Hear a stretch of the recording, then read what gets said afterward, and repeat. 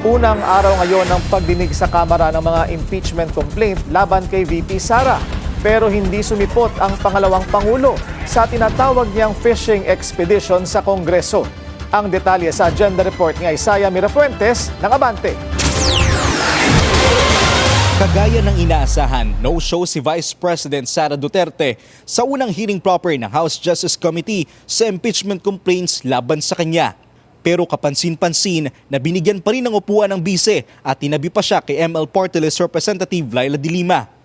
Agaw pansin rin si Akbayan Party List Representative Percy Sendanya dahil sa dala niyang paper bag mula sa Mayor Grace Restaurant at pagkain na piatos. Bago ang pagdinig, naglabas ng pahayag ang bise.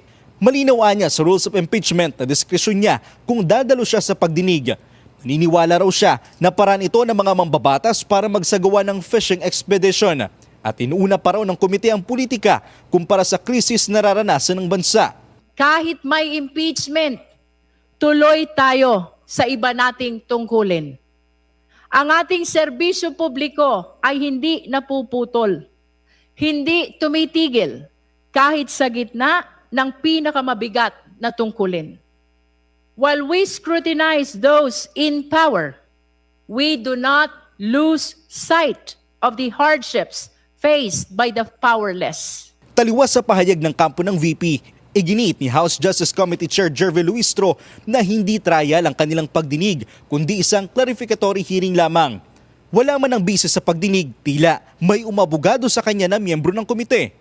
The respondent has the right not to appear, and therefore she does not need to be present, because that is the right of a respondent, akin to a accused in a criminal case.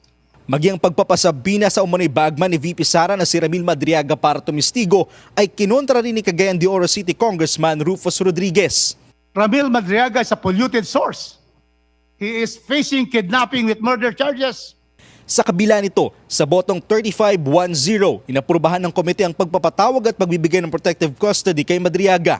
Ipinapasabi na rin ang isa sa mga abogado ni VP Sara na si Attorney Michael Poa na dati rin niyang Chief of Staff sa DepEd. Yusek Poa mismo ang umamin under oath na inutusan siya ng Vice Presidente na maghanda ng accomplishment reports. At inamin din ni Yusek Poa at the time, wala naman siyang ka-idea kung paano ginamit yung confidential funds ng Vice Presidente. So humingi na lang siya ng mga certifications that turned out to be fake. No, hindi totoo, mula sa Army. Bukod dito, kabilang din sa pinapatawag ng komite ang Office of the Ombudsman para sa Statement of Assets, Liabilities and Net Worth o SALN ng BICE.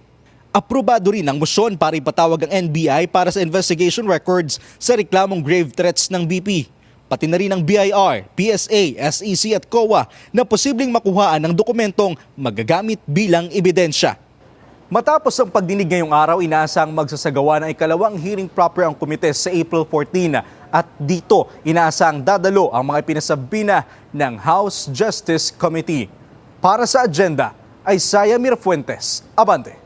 Manatiling nakatutok sa Bilyonaryo News Channel. Sumubaybay sa aming social media accounts at mag-subscribe sa aming YouTube channel para sa mga eksklusibong balita at storya.